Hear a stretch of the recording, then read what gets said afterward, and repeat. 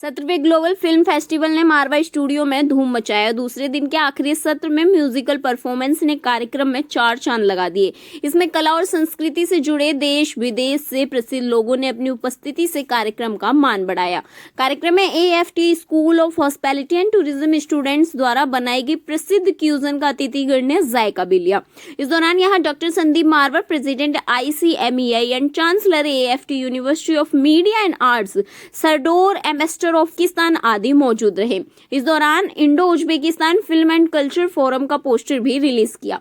आपको बता दें कि डॉक्टर संदीप मारवा ने एम्बेसडर को हिंदी सिनेमा गौरव से सम्मानित किया, साथ ही फेस्टिवल मोमेंटो भी दिया। कार्यक्रम के दूसरे हॉल में मोहम्मद रफी जी के 100 वर्ष पूरे होने पर उनकी याद में उनके संगीत को समर्पित एक खास म्यूजिक कार्यक्रम का आयोजन भी किया गया।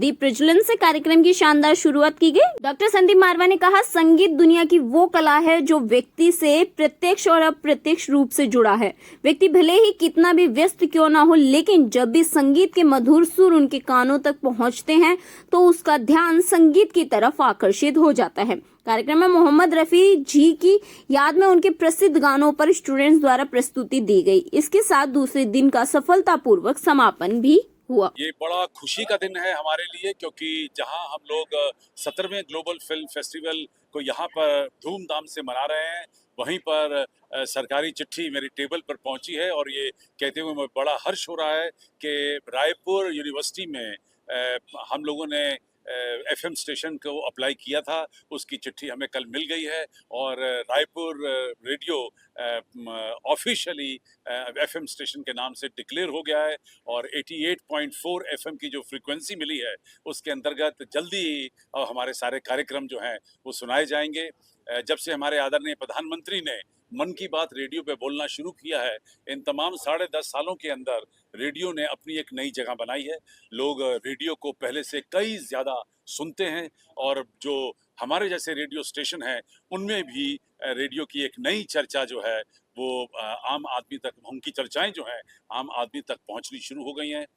रेडियो नोएडा तकरीबन 10 लाख लोगों की सेवा में लगा हुआ है। पूरा नोएडा, नॉर्थ तो east Delhi, part of Faridabad, part of Ghaziabad, यहाँ तक सभी लोग रेडियो नोएडा को सुन पाते हैं और मुझे उम्मीद है कि जिस तरह रेडियो नोएडा इन पिछले 15 सालों में घर घर की आवाज़ बना है, वैसे ही रेडियो रायपुर भी रायपुर के अंदर अपना रेडियो कहलाएगा। सर, उज्बेकिस्तान के साथ रिश्ता आज एक बार फिर से ताज़ा हुआ है, उसमें क्या? ये कहते हुए बहुत खुशी की बात है कि उज़्बेकिस्तान की सरकार ने और एम्बेसी ने मुझे Indo Uzbekistan film and culture forum का अध्यक्ष चुना है और पिछले कुछ सालों से मैं हिंदुस्तान और उज़्बेकिस्तान की मैत्री के लिए काम कर रहा हूँ। First of all, I would like to congratulate the organizers and the participants of this 17th edition of the Global Film Festival in Noida with this wonderful success.